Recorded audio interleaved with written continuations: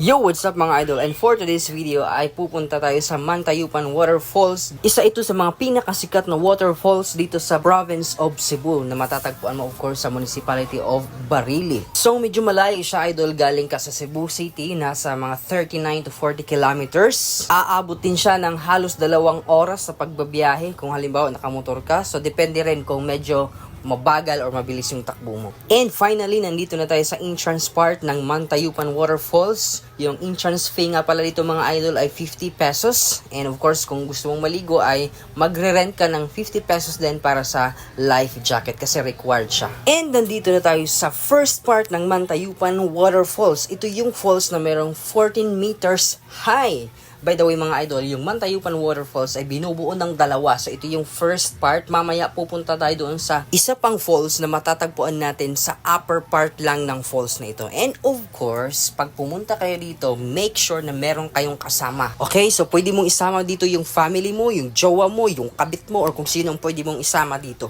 Syempre, sa pagpunta ko rito ay kasama ko ang aking my one and only lovely wifey para i-celebrate namin ang aming 6th wedding anniversary. Syempre, na-explore na natin yung lower part ng Mantayupan Waterfalls. So this time, pupunta na tayo sa higher part. At syempre, bago ka makarating doon, ay dadaan ka sa isang hanging bridge. So medyo exciting yung bridge na ito mga idol kasi habang dumadaan ka dito ay nag-shake-shake siya.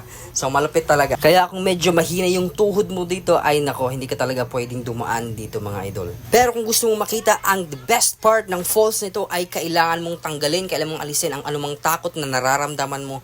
At I'm sure pagdating mo dito sa dulo ay talagang maaalis, matatanggal lahat ng mga takot, lahat ng pagod, kung anumang stress yung nararamdaman mo. At yun, tanaw na nga natin ang best at ang highest part ng Mantayupan Waterfalls. By the way, yan yung sumusukat ng 98 meters high.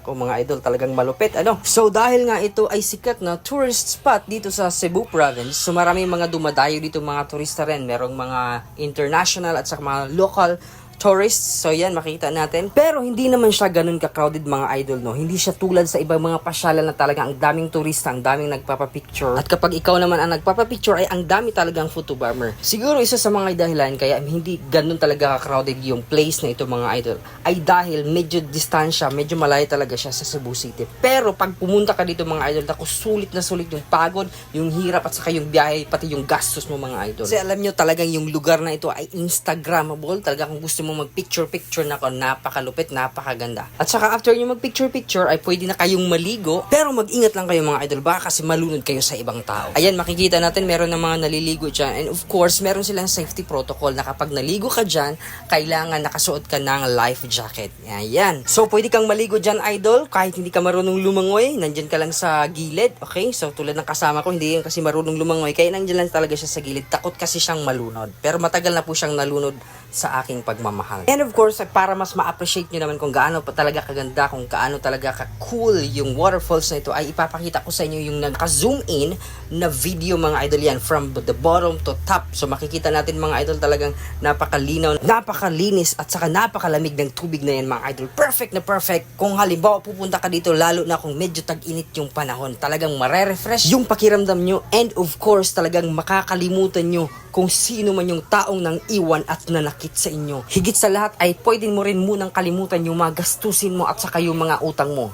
Pero kailangang bayaran mo rin pagbalik mo sa bahay nyo. Baka kasi ipapatawag ka na sa barangay dahil sa kakasabi mo ng sa katapusan mo na babayaran. Pero hanggang ngayon, hindi mo pa rin pala nababayaran. Joke lang yung mga idol. Anyway, talagang napakasarap sa pakiramdam lalo na pag pumunta ka dito nakasama mo yung taong mahal mo. Kaya nga sa mga mag-asawa dyan, huwag puro away. Mamasyal din kayo minsan. Ipasyal mo din yung partner mo, ipasyal din yung misis mo. Uulitin ko ha, yung misis mo, yung legal mo na asawa, hindi yung kabit mo, ha? Minsan kasi kaya tayo inaaway ng ating mga asawa dahil hindi natin sila binibigyan ng panahon para mag-enjoy sa labas naman ng bahay, hindi yung puro na lang labahin, pagluluto, paglilinis, pag-aalaga sa mga bata at kung ano-ano pang mga gawaing bahay. Syempre, naboboard din yung partner natin. Kaya mag-outing din kayo pag may time and of course, mag-outing din kayo pag merong pera. Eh, pwede naman pala mag-outing kahit walang pera. Tatawagin natin yung outang. Outing na yung pera ay inutang.